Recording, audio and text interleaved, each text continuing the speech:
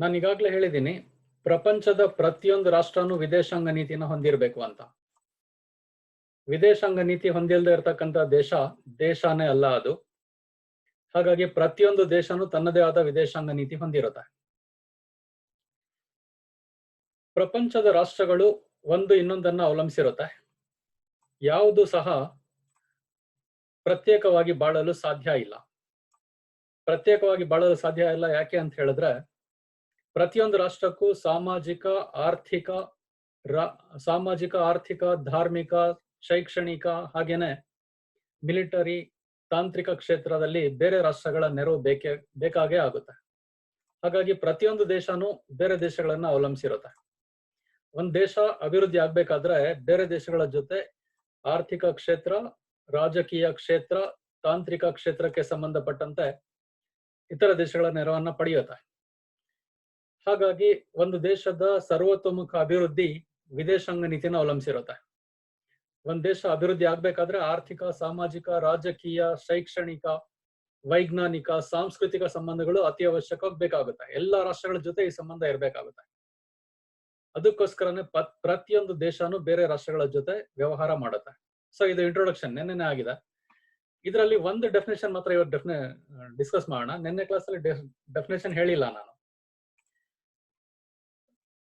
Hartman ರವರ ಪ್ರಕಾರ, professor Hartman ಪ್ರಕಾರ, ಉದ್ದೇಶ ಪೂರ್ವಕವಾಗಿ ನಿರ್ಧರಿಸಲ್ಪಟ್ಟ ರಾಷ್ಟ್ರೀಯ ಹಿತಾಸಕ್ತಿಗಳ ವ್ಯವಸ್ಥಿತ ಹೇಳಿಕೆಯೇ ವಿದೇಶಾಂಗ ನೀತಿ. ಇಲ್ಲಿ ಟೈಪಿಂಗ್ ಇಲ್ಲಿ ತಪ್ಪಾಗಿದೆ, ಪರವಾಗಿಲ್ಲ, ವಿದೇಶಾಂಗ ನೀತಿ ಅಂತ ಓದ್ಕೊಳ್ಳಿ. ಅದು ಉದ್ದೇಶ ಪೂರ್ವಕವಾಗಿ ನಿರ್ಧರಿಸಲ್ಪಟ್ಟ ರಾಷ್ಟ್ರೀಯ ಹಿತಾಸಕ್ತಿಗಳ ವ್ಯವಸ್ಥಿತ ಹೇಳಿಕೆಯೇ ವಿದೇಶಾಂಗ ನೀತಿ. ವಿದೇಶಾಂಗ ನೀತಿ ಯಾವಾಗ್ಲೂ ರಾಷ್ಟ್ರೀಯ ಹಿತಾಸಕ್ತಿಗಳ ಹೇಳಿಕೆಗೆ ಸಂಬಂಧಪಟ್ಟಿರುತ್ತೆ. ಒಂದ್ ದೇಶ ಏನ್ ಹಿತಾಸಕ್ತಿ ಈಡೇರಿಸ್ಕೊಳ್ಬೇಕು ಅದಕ್ಕೆ ಸಂಬಂಧಪಟ್ಟಿರೋದೇ ವಿದೇಶಾಂಗ ನೀತಿ. According to Hartman, the foreign policy is a systematic statement of deliberately selected national interests. So, the foreign policy decides or it upholds the national interests of every country. Next, one more definition, ರತ್ನಸ್ವಾಮಿ ಅವರು definition ಇಲ್ಲಿ translate ಮಾಡಿಲ್ಲ, ಹೇಳ್ತೀನಿ, ಬರ್ಕೊಳ್ಳಿ ಸಾಧ್ಯ ಆದ್ರೆ Kannada medium ಅಲ್ಲಿ. ವಿದೇಶಾಂಗ ನೀತಿ ಒಂದು ತತ್ವಗಳು ಹಾಗೂ ಆಚರಣೆಗಳ ಕಂತೆಯಾಗಿದೆ. ವಿದೇಶಾಂಗ ನೀತಿ ಒಂದು ತತ್ವಗಳು ಹಾಗೂ ಪ್ರಾಕ್ಟೀಸಸ್, ತತ್ವಗಳು ಮತ್ತು ಆಚರಣೆಗಳ ಕಂತೆಯಾಗಿದೆ. It is a bundle of principles and practices. ಈ ಕಂತೆ ರಾಷ್ಟ್ರಗಳು ಬೇರೆ ರಾಷ್ಟ್ರಗಳ ಜೊತೆ ಯಾವ ರೀತಿ ವ್ಯವಹರಿಸಬೇಕು ಅನ್ನೋದನ್ನ ತಿಳಿಸುತ್ತವೆ.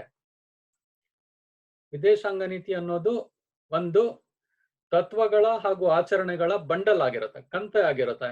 ಇದೇನನ್ನ ನಿರ್ಧರಿಸುತ್ತೆ ಅಂದ್ರೆ ಒಂದ್ ದೇಶ ಇನ್ನೊಂದು ದೇಶದ ಜೊತೆ ಯಾವ ರೀತಿ ವ್ಯವಹರಿಸಬೇಕು ಅನ್ನೋದನ್ನ ನಿರ್ಧರಿಸುತ್ತೆ. Foreign policy now is the bundle of principles and practices that regulate the intercourse of a state with other states. ಈ ಎರಡು ಡೆಫಿನೇಷನ್ಸ್ ಅನ್ನ ಸಮ್ ಅಪ್ ಮಾಡಿದಾಗ ವಿದೇಶಾಂಗ ನೀತಿ ತನ್ನ ರಾಷ್ಟ್ರೀಯ ಹಿತಾಸಕ್ತಿಯನ್ನು ಈಡೇರಿಸಿಕೊಳ್ಳಲು ಇತರೆ ರಾಷ್ಟ್ರಗಳ ಜೊತೆ ಯಾವ ರೀತಿ ವ್ಯವಹರಿಸಬೇಕು ಅಂತ ತಿಳಿಸುತ್ತೆ. ಒಂದ್ ದೇಶ ಇತರೆ ದೇಶಗಳ ಜೊತೆ ಯಾವ ರೀತಿ ವ್ಯವಹರಿಸಬೇಕು ತನ್ನ ಹಿತಾಸಕ್ತಿಗಳ ಈಡೇರಿಕೆಗಾಗಿ ಅನ್ನೋದಕ್ಕೆ ಸಂಬಂಧಪಟ್ಟ ನೀತಿನೇ ವಿದೇಶಾಂಗ ನೀತಿ. ಇದನ್ನ ನಿನ್ನೆ ಹೇಳಿದಿನಲ್ಲ, ಅದಕ್ಕೆ ಆಡ್ ಮಾಡ್ಕೊಳ್ಳಿ ನೀವು. ನೆಕ್ಸ್ಟ್ ಇವತ್ತಿನ ಕ್ಲಾಸ್ ಅಲ್ಲಿ ನಿನ್ನೆ ಗುರಿ ಮತ್ತು ಉದ್ದೇಶಗಳು ಆಗೋಗಿದೆ. ಗುರಿ ಉದ್ದೇಶಗಳಾಗಿದೆ, ಮತ್ತೆ ವಿದೇಶಾಂಗ ನೀತಿಯ ತತ್ವಗಳು ಕೂಡ ಆಗಿದೆ. ಇವತ್ತಿನ ಕ್ಲಾಸ್ ಅಲ್ಲಿ ಭಾರತದ ವಿದೇಶಾಂಗ ನೀತಿಯನ್ನ ನಿರ್ಧರಿಸುವ ಅಂಶಗಳನ್ನ ಕಂಟಿನ್ಯೂ ಮಾಡ್ತಾ ಇರೋದು. ವಿದೇಶಾಂಗ ನೀತಿಯನ್ನ ನಿರ್ಧರಿಸುವ ಅಂಶಗಳು, determination of Indian foreign policy. Determinations are determining factors of Indian foreign policy. ಭಾರತದ ವಿದೇಶಾಂಗ ನೀತಿಯನ್ನ ನಿರ್ಧರಿಸತಕ್ಕಂತಹ ಪ್ರಮುಖ ಅಂಶಗಳೇನು ಅಂತ heading. Write it in Kannada. ಭಾರತದ ವಿದೇಶಾಂಗ ನೀತಿಯನ್ನ ನಿರ್ಧರಿಸುವ ಅಂಶಗಳು, ಮೇನ್ ಹೆಡಿಂಗ್. ಇದರಲ್ಲಿ ಸಬ್ ಹೆಡಿಂಗ್ ಜಿಯೋಗ್ರಫಿಕಲ್ ಫ್ಯಾಕ್ಟರ್ಸ್, ಭೌಗೋಳಿಕ ಅಂಶಗಳು. ಸೈಡ್ ಹೆಡಿಂಗ್ ಭೌಗೋಳಿಕ ಅಂಶಗಳು. ಜಿಯೋಗ್ರಫಿಕಲ್ ಫ್ಯಾಕ್ಟರ್ಸ್ ಅಲ್ಲಿ ಮುಖ್ಯವಾಗಿ ರಾಷ್ಟ್ರದ ಗಾತ್ರ, ರಾಷ್ಟ್ರದ ನೆಲೆ, ಆ ರಾಷ್ಟ್ರಕ್ಕಂತಹ ಸ್ವಾಭಾವಿಕ ಸಂಪನ್ಮೂಲಗಳು, ಜನಸಂಖ್ಯೆ ಇತ್ಯಾದಿಗಳನ್ನ ಆಧರಿಸಿರುತ್ತೆ.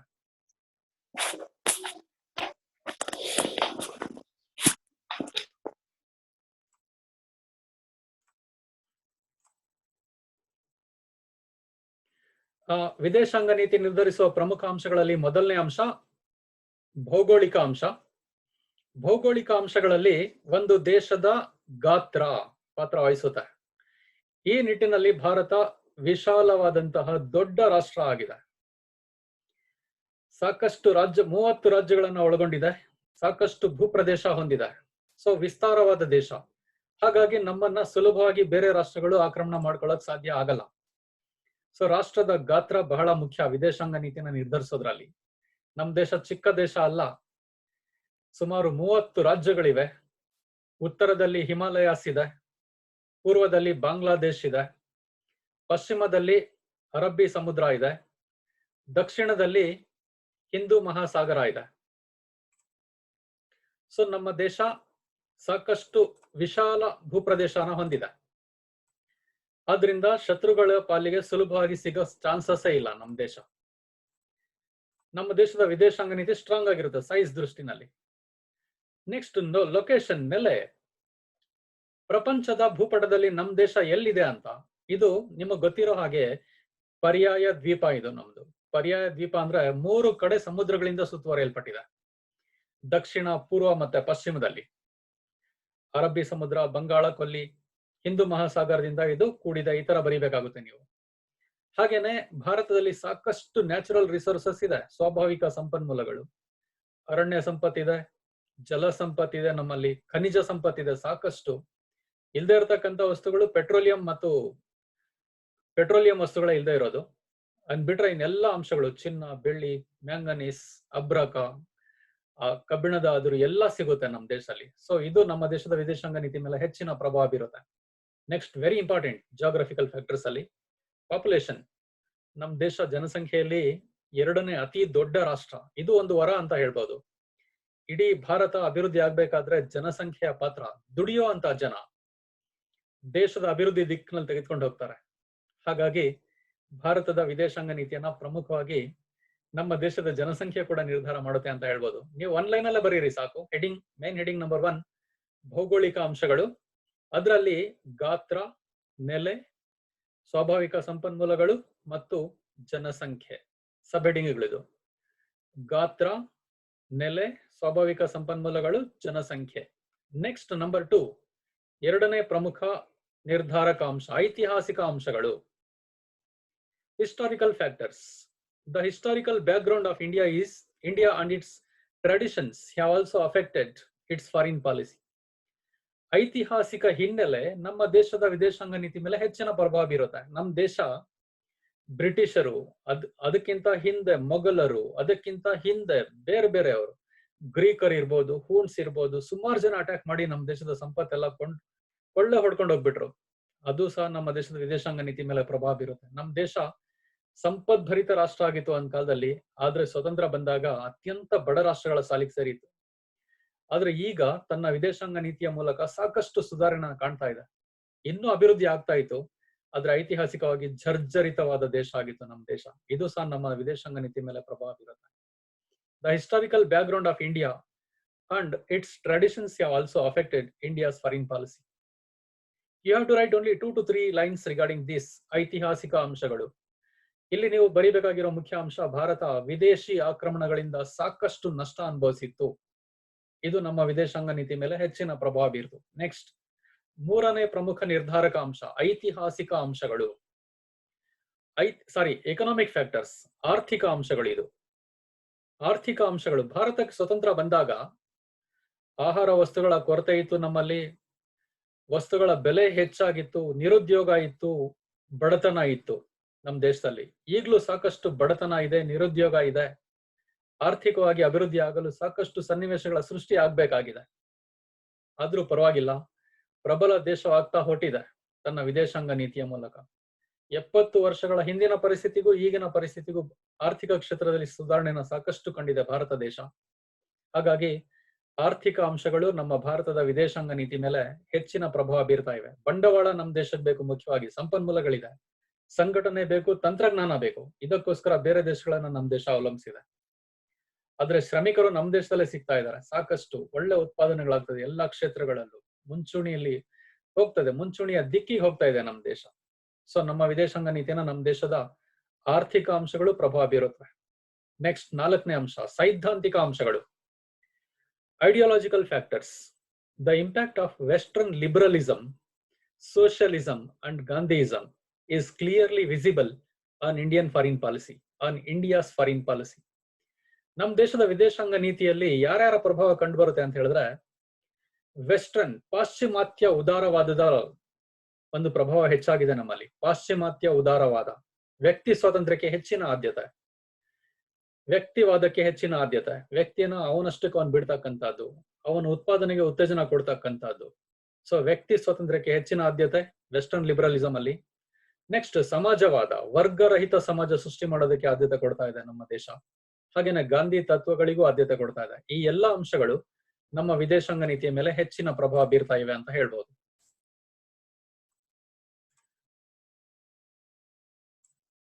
ನಮ್ಮ ವಿದೇಶಾಂಗ ನೀತಿಯ ಮೇಲೆ ಪ್ರಭಾವ ಬೀರ್ತಕ್ಕಂಥ ಅಂಶಗಳಲ್ಲಿ ಸೈದ್ಧಾಂತಿಕ ಸಿದ್ಧಾಂತ, ನಮ್ಮ ದೇಶದ ರಾಜಕೀಯ ವ್ಯವಸ್ಥೆ ಮೇಲೆ ಪ್ರಭಾವ ಬೀರಿರೋದು ಪಾಶ್ಚಿಮಾತ್ಯ ಉದಾರವಾದ, ಸಮಾಜವಾದ, ಗಾಂಧಿವಾದ. ಈ 3 ಸಿದ್ಧಾಂತಗಳನ್ನ ನಾವು ಹಿಂದೆ ಕ್ಲಾಸಸ್ ಅಲ್ಲಿ ಚರ್ಚೆ ಮಾಡಿದೀವಿ. ಉದಾರವಾದ ಅಂದ್ರೆ ವ್ಯಕ್ತಿಯನ್ನ ಸ್ವತಂತ್ರವಾಗಿ ಬಿಡೋದು, ಅವಾಗ ಅವನ ಅಭಿವೃದ್ಧಿ ಆಗ್ತಾನೆ, ಅವನು ಸ್ವತಂತ್ರಕ್ಕೆ ಹೆಚ್ಚಿನ ಬೆಲೆ ಕೊಡೋದು. ಸಮಾಜವಾದ ಅಂದ್ರೆ ಮೇಲು ಕೀಳು ಅನ್ನೋ ಭೇದ ಭಾವ ಇಲ್ಲದೆ ಎಲ್ಲರೂ ಚೆನ್ನಾಗಿ ಅಭಿವೃದ್ಧಿ ಆಗ್ಬೇಕಂತ ಬಯಸ್ತಕ್ಕಂಥದ್ದು, ವರ್ಗರಹಿತ ಸಮಾಜ ಸ್ಥಾಪನೆ ಮಾಡೋದು. ನೆಕ್ಸ್ಟ್ ಗಾಂಧಿವಾದ, ಗಾಂಧಿ ತತ್ವಗಳು, ಸತ್ಯ, ಅಹಿಂಸೆ, ಸಹನೆ, ತಾಳ್ಮೆ, ಬೇರೆಯವ್ರ ಜೊತೆ ಉತ್ತಮ ಬಾಂಧವ್ಯ, ಇದಕ್ಕೂ ಕೂಡ ನಮ್ಮ ವಿದೇಶಾಂಗ ನೀತಿ ಮೇಲೆ, ಈ ಅಂಶಗಳು ಕೂಡ ನಮ್ಮ ವಿದೇಶಾಂಗ ನೀತಿ ಮೇಲೆ ಹೆಚ್ಚಿನ ಪ್ರಭಾವ ಬೀರ್ತಾ ಇದೆ. ನೆಕ್ಸ್ಟ್ ವಿದೇಶಾಂಗ ನೀತಿಯನ್ನ ನಿರ್ಧರಿಸತಕ್ಕಂಥ 5ನೇ ಪ್ರಮುಖ ಅಂಶ ರಾಷ್ಟ್ರೀಯ ಹಿತಾಸಕ್ತಿಗಳು. ಪ್ರತಿಯೊಂದು ದೇಶನೂ ಅಷ್ಟೇ ವಿದೇಶಾಂಗ ನೀತಿ ರೂಪಿಸಬೇಕಾದ್ರೆ ತನ್ನ ರಾಷ್ಟ್ರೀಯ ಹಿತಾಸಕ್ತಿನ ಮನಸ್ಸಲ್ಲಿ ಇಟ್ಕೊಂಡೇ ರೂಪಿಸುತ್ತೆ. ನಮ್ಮ ದೇಶದಲ್ಲಿ ಇರ್ತಕ್ಕಂಥ ಸಮಸ್ಯೆಗಳನ್ನ ಯಾವ ತರ ಬಗೆಹರಿಸಬೇಕು, ವಿದೇಶಗಳ ನೆರವನ್ನ ಯಾವ ತರ ಪಡ್ಕೋಬೇಕು, ವಿದೇಶಗಳ ಜೊತೆ ಯಾವ ತರ ವ್ಯವಹಾರ ಮಾಡ್ಬೇಕು, ಇದನ್ನೆಲ್ಲ ಡಿಸೈಡ್ ಮಾಡ್ಬೇಕಾದ್ರೆ ಗಮನದಲ್ಲಿ ಇಟ್ಕೊಳ್ಳೋದು ಪ್ರತಿಯೊಂದು ದೇಶನೂ ತನ್ನ ರಾಷ್ಟ್ರೀಯ ಹಿತಾಸಕ್ತಿಗಳನ್ನ. ರಾಷ್ಟ್ರೀಯ ಹಿತಾಸಕ್ತಿಗಳನ್ನ ಈಡೇರಿಸ್ಕೊಳ್ಳೋದಕ್ಕೋಸ್ಕರನೇ ವಿದೇಶಾಂಗ ನೀತಿನ ರೂಪಿಸಲಾಗುತ್ತೆ. ಹಾಗಾಗಿ ಪ್ರತಿ ರಾಷ್ಟ್ರನು ತನ್ನ ರಾಷ್ಟ್ರೀಯ ಹಿತಾಸಕ್ತಿಯ ವಾಸ್ತವಿಕವಾಗಿ ಜಾರಿಗೆ ತರೋದಕ್ಕೋಸ್ಕರನೇ ವಿದೇಶಾಂಗ ನೀತಿ ರೂಪಿಸುತ್ತೆ. ನಮ್ಮ ದೇಶದ ಹಿತಾಸಕ್ತಿ ಏನು? ಆರ್ಥಿಕವಾಗಿ ಅಭಿವೃದ್ಧಿ ಸಾಧಿಸೋದು ನಂಬರ್ 1, ಬಡತನ ಹೋಗ್ಲಾಡಿಸೋದು ನಂಬರ್ 2, ನಿರುದ್ಯೋಗ ಸಮಸ್ಯೆನ ಹೋಗ್ಲಾಡಿಸೋದು ನಂಬರ್ 3, ಜನಸಂಖ್ಯೆನ ಕಡಿಮೆ ಮಾಡ್ಕೊಳ್ಳೋದು, ಎಲ್ಲರಿಗೂ ಉದ್ಯೋಗ ಅವಕಾಶಗಳನ್ನ ಒದಗಿಸೋದು, ಇಡೀ ಪ್ರಪಂಚದಲ್ಲಿ ಒಂದು ಪ್ರಬಲ ರಾಷ್ಟ್ರವಾಗಿ ಬೆಳೆಯೋದು ನಮ್ಮ ದೇಶದ ಹಿತಾಸಕ್ತಿ. ಇದಕ್ಕೋಸ್ಕರ ವಿದೇಶಾಂಗ ನೀತಿಯನ್ನ ರೂಪಿಸುತ್ತೆ ನಮ್ಮ ದೇಶ. ನೆಕ್ಸ್ಟ್ 6ನೇ ಅಂಶ ವೈಯಕ್ತಿಕ ಅಂಶಗಳು. Indian foreign policy is also influenced by the big personalities of India. ಭಾರತದ ನಾಯಕತ್ವದ ಪಾತ್ರ ಅಂತ ಹೇಳ್ಬೋದು. ಉತ್ತಮ ನಾಯಕರು, ಭಾರತದ ನಾಯಕತ್ವ ವಹಿಸಿದಂತಹ ಪ್ರಮುಖ ವ್ಯಕ್ತಿಗಳು, ಪ್ರಧಾನಮಂತ್ರಿಗಳಾದವರು, ಅಧ್ಯಕ್ಷರಾದವರು, ರಾಷ್ಟ್ರಪತಿಗಳಾದವರು ನಮ್ಮ ದೇಶದ ವಿದೇಶಾಂಗ ನೀತಿ ಮೇಲೆ ಯಾವ ತರ ತಮ್ಮ ಪ್ರಭಾವ ಬೀರಿದ್ದಾರೆ ಅಂತ. ಜವಾಹರ್ಲಾಲ್ ನೆಹರೂರವರಿಂದ ಹಿಡಿದು ನರೇಂದ್ರ ಮೋದಿ ಅವರವರೆಗಿನ ಪ್ರಧಾನಮಂತ್ರಿಗಳು, ವರ್ಚಸ್ವಿ ಪ್ರಧಾನಮಂತ್ರಿಗಳು, ಕೆಲವ್ರ ಹೆಸರನ್ನ ಇಲ್ಲಿ ಬರಿಬೇಕಾಗುತ್ತೆ.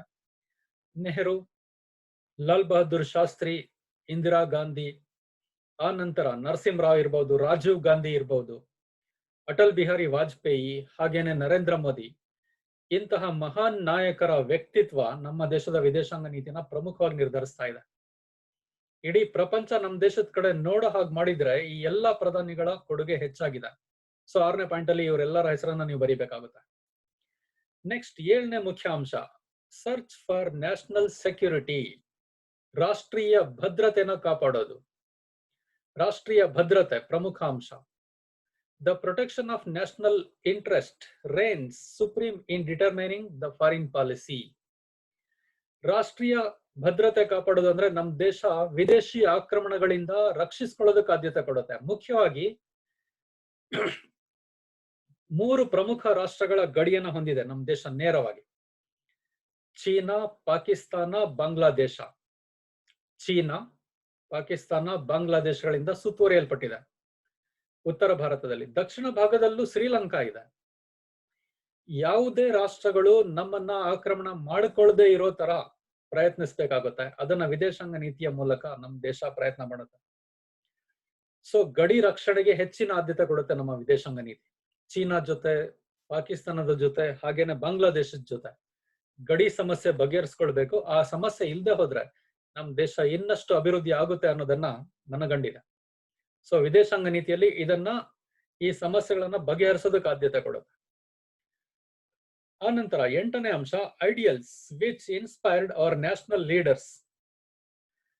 ನಮ್ಮ ರಾಷ್ಟ್ರೀಯ ಕಾಂಗ್ರೆಸ್ ಸ್ವತಂತ್ರ ಸಂಗ್ರಾಮದಲ್ಲಿ ಭಾಗಿಯಾಗ್ತಲ್ಲ, ಆ ಟೈಮಲ್ಲೇ ಕೆಲವು ನಾಯಕರು ನಮ್ಮ ದೇಶ ಸ್ವತಂತ್ರ ಪಡೆದ ಮೇಲೆ ಹೇಗಿರ್ಬೇಕು ಅನ್ನೋದನ್ನ ಮುಂದಾಲೋಚನೆಯಿಂದ ಗುರಿಯನ್ನ ಹೊಂದಿದ್ರು. ನಮ್ಮ ದೇಶ ವಿದೇಶಗಳ ಜೊತೆ ಯಾವ ತರ ವ್ಯವಹಾರ ಮಾಡ್ಬೇಕು ಅನ್ನೋದನ್ನ, ಅವ್ರ ಅಭಿಪ್ರಾಯಗಳೇನಿತ್ತು ಅನ್ನೋದನ್ನ. ಎಕ್ಸಾಂಪಲ್, ರವೀಂದ್ರನಾಥ್ ಟ್ಯಾಗೋರ್, ಮಹಾತ್ಮ ಗಾಂಧಿ, ಜವಾಹರ್ಲಾಲ್ ನೆಹರು, ಅರಬಿಂದೋ ಘೋಷ್, ರಾಜಗೋಪಾಲಾಚಾರಿ ಇತ್ಯಾದಿ ಮುಖ್ಯ ವ್ಯಕ್ತಿತ್ವ ಹೊಂದಿದ್ದಂತ ಪ್ರಮುಖ ಪರ್ಸನಾಲಿಟೀಸ್ ಅವರೆಲ್ಲ. ಅವರ ವಿಚಾರಗಳು ಕೂಡ ನಮ್ಮ ವಿದೇಶಾಂಗ ನೀತಿಯ ಮೇಲೆ ಸಾಕಷ್ಟು ಪ್ರಭಾವ ಬೀರಿವೆ. ಅರವಿಂದೋ ಅವರ ವಿಚಾರಗಳು, ನೆಹರು, ಗಾಂಧಿ, ಟ್ಯಾಗೂರ್, ರಾಜಗೋಪಾಲಾಚಾರಿ, ಕೃಷ್ಣ ಮೆನನ್ ಮುಂತಾದವರ ಅಭಿಪ್ರಾಯಗಳು ನಮ್ಮ ದೇಶದ ವಿದೇಶಾಂಗ ನೀತಿಯನ್ನು ನಿರ್ಧರಿಸೋದ್ರಲ್ಲಿ ಮುಖ್ಯ ಪಾತ್ರ ವಹಿಸಿವೆ.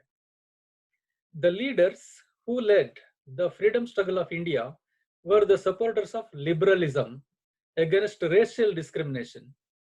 All the leaders such as Rabindranath Tagore, Mahatma Gandhi, Jawaharlal Nehru, Aurobindo Ghosh, Rajgopalachari were of the opinion that there cannot be any contradiction between national and international interests. ಈ ಎಲ್ಲ ಮುಖಂಡರು ಉದಾರವಾದನ ಬೆಂಬಲಿಸ್ತಾ ಇದ್ರು, ಹಾಗೇನೆ ಈ ವರ್ಣಭೇದ ನೀತಿನ ವಿರೋಧಿಸ್ತಾ ಇದ್ರು. ಹಾಗೇನೆ ರಾಷ್ಟ್ರೀಯ ಹಿತಾಸಕ್ತಿಗೂ ಮಹತ್ವ ಕೊಡಬೇಕು, ಹಾಗೆ ಅಂತಾರಾಷ್ಟ್ರೀಯ ಪರಿಸ್ಥಿತಿಗೂ ಹೊಂದ್ಕೊಂಡು ಹೋಗ್ಬೇಕು ಅಂತ ಇವರು ಬಯಸ್ತಾ ಇದ್ರು. ಸೊ ಇವರೆಲ್ಲರ ಅಭಿಪ್ರಾಯಗಳು ನಮ್ಮ ವಿದೇಶಾಂಗ ನೀತಿ ಮೇಲೆ ಪ್ರಭಾವ ಬೀರಿವೆ.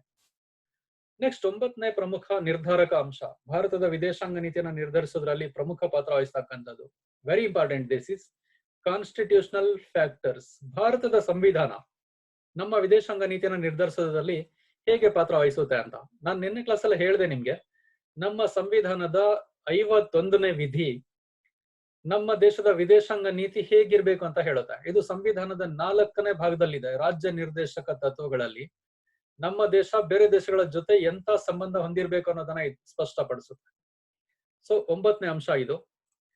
ಇದಾದ್ಮೇಲೆ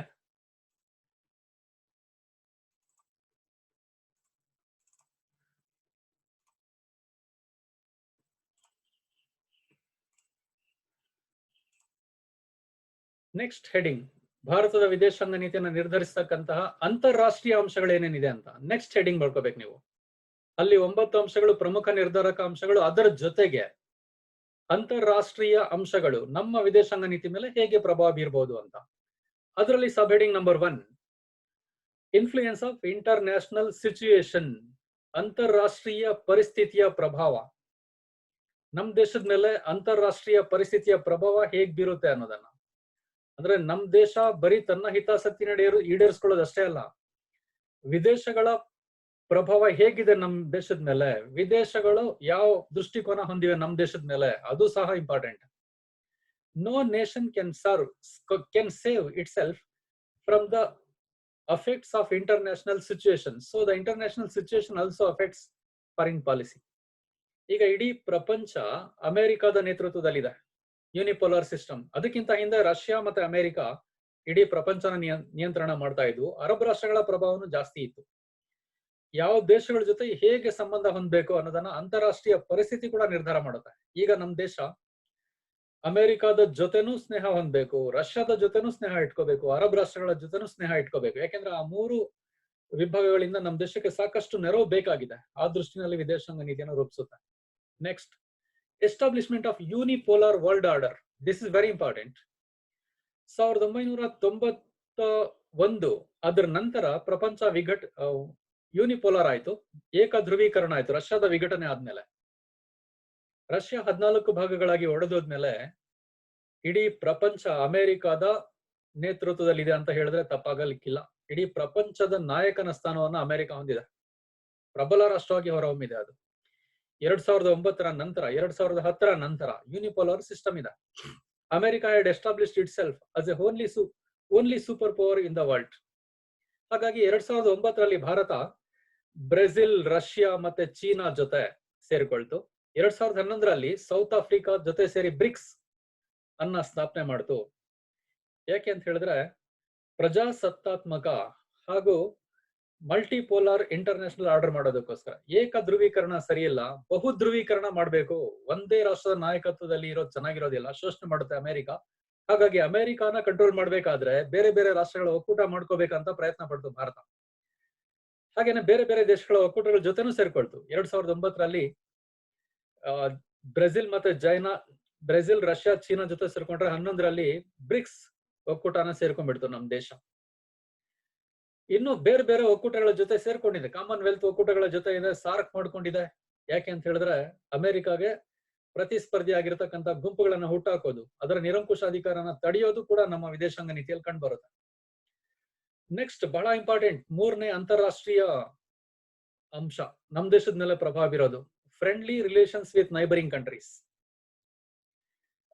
ನಮ್ಮ ನೆರೆಹೊರೆ ರಾಷ್ಟ್ರಗಳ ಜೊತೆ ಸ್ನೇಹಯುತ ಸಂಬಂಧ ಬೆಳೆಸ್ಕೋಬೇಕಾಗುತ್ತೆ. ಮುಖ್ಯವಾಗಿ ಚೀನಾ, ಪಾಕಿಸ್ತಾನ, ಬಾಂಗ್ಲಾದೇಶ, ಹಾಗೇನೆ ಭೂತಾನ್, ನೇಪಾಲ್, ಶ್ರೀಲಂಕಾ, ಈ ಎಲ್ಲಾ ದೇಶಗಳ ಜೊತೆ ಸ್ನೇಹಯುತ ಸಂಬಂಧ ಇದ್ರೆ ಸೇನಾ ವೆಚ್ಚಕ್ಕೆ ಆಗ್ತಕ್ಕಂತ ಖರ್ಚು ಕಡಿಮೆ ಆಗುತ್ತೆ, ನಮ್ ದೇಶ ಅಭಿವೃದ್ಧಿ ಆಗುತ್ತೆ. ಸೊ ಚೀನಾದ ಜೊತೆ ಫ್ರೆಂಡ್ಶಿಪ್ ಇಟ್ಕೋಬೇಕು, ಸ್ನೇಹಯುತ ಸಂಬಂಧ.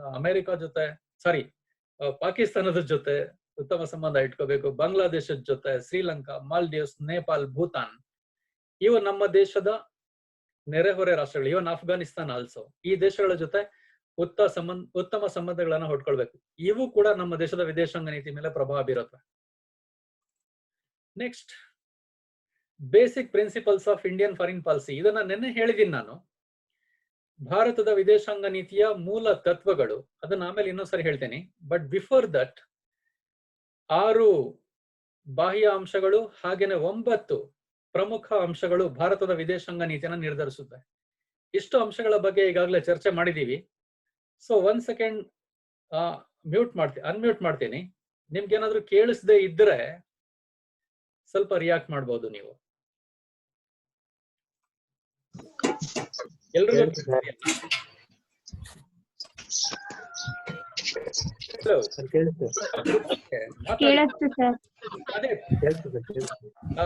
ಭಾರತದ ವಿದೇಶಾಂಗ ನೀತಿನ ನಿರ್ಧರಿಸುವ ಅಂಶಗಳು ಎಲ್ಲ ಪಾಯಿಂಟ್ಸ್ ಆಗಿದೆ, ಹೇಳ್ತಿದೆಯಲ್ಲ ಕ್ಲಿಯರ್ ಆಗಿ? ಓಕೆ. ನಿನ್ನೆ ಮಾಡಿದ ಪಾಠನ ಭಾರತದ ವಿದೇಶಾಂಗ ನೀತಿಯ ತತ್ವಗಳು ಮತ್ತು ಗುರಿಗಳು ಅಂತ ನಾನು ಹೇಳಿದೀನಿ. ಅದನ್ನ ಲಿಂಕ್ ಕೂಡ ಕಳಿಸಿದೀನಿ ನಿಮ್ಗೆ, ಇದನ್ನು ಲಿಂಕ್ ಮಾಡ್ತೀನಿ. Okay, let us continue. We have another 10 minutes.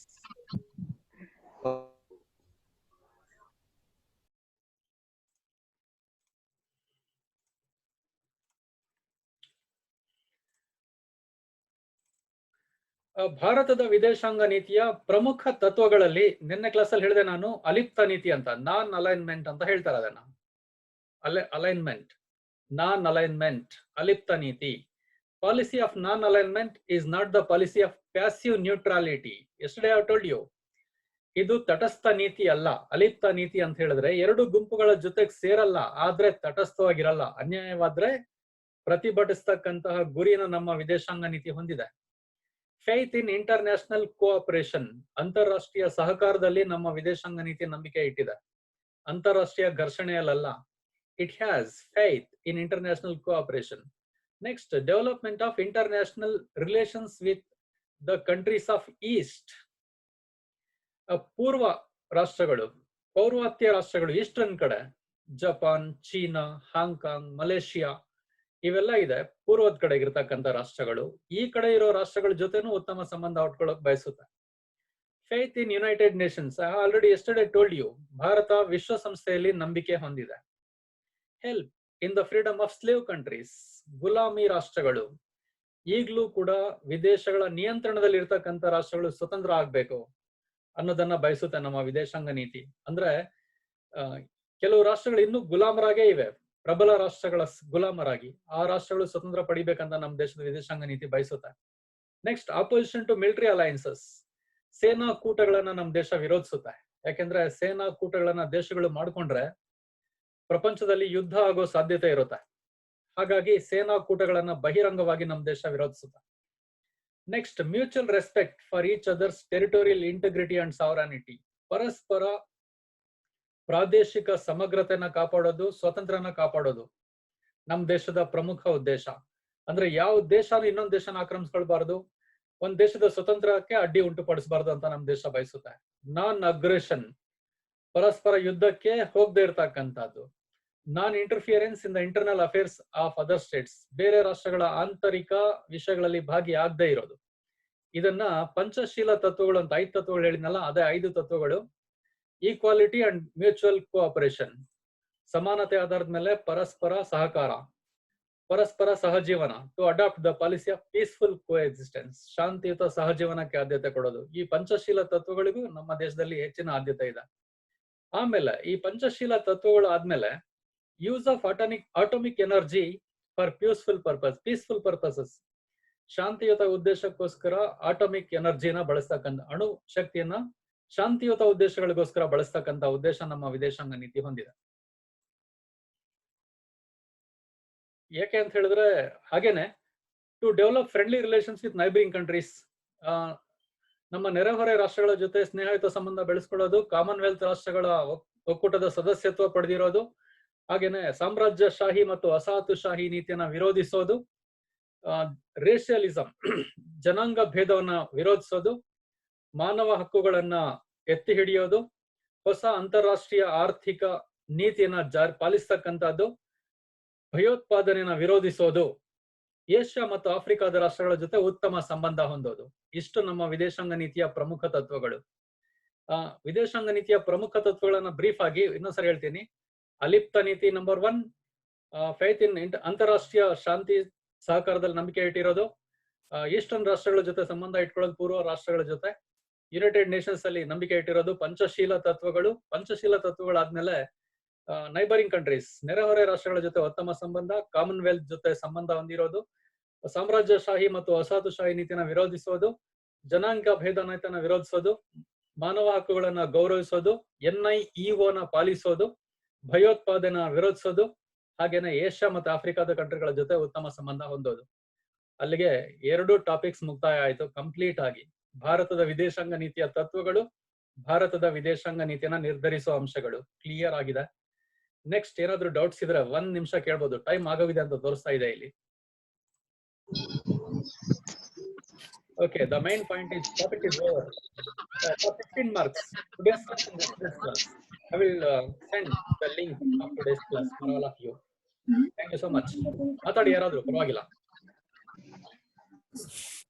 Sir 2 ಸೇರಿಸಿ ಕ್ವಶನ್ ಕೇಳ್ತಾರ ಸರ್, ತತ್ವಗಳು ಮತ್ತು ನಿರ್ಧಾರಿಸುವ 15 ಮಾರ್ಕ್ಸ್ ಆದ್ರೆ ಎಲ್ಲ ಸೇರಿಸಿ ಬರ್ದ್ಬಿಡಿ. 10 ಮಾರ್ಕ್ಸ್ ಆದ್ರೆ ತತ್ವಗಳೇ ಬೇರೆ, ಗುರಿಗಳು ತತ್ವಗಳು 10 ಮಾರ್ಕ್ಸ್, ಎಲ್ಲ ನಿರ್ಧರಿಸುವ ಅಂಶಗಳು 10 ಮಾರ್ಕ್ಸ್ ಆಗುತ್ತೆ. ಓಕೆ, ಮತ್ತೆ ಬೇರೆ ಯಾರಾದ್ರೂ? ಇನ್ನೊಂದು ಕ್ಲಾಸ್ ಅಲ್ಲಿ ಭಾರತ ಮತ್ತೆ ವಿದೇಶಗಳ ನಡುವೆ ಸಂಬಂಧನ ನಾಳೆ ಮುಗಿಸ್ಬಿಡೋಣ. ಆಮೇಲೆ ಇನ್ನೊಂದು ಚಾಪ್ಟರ್ ಬಾಕಿ ಇರೋದು. Thank you so much. Thank you sir. Okay.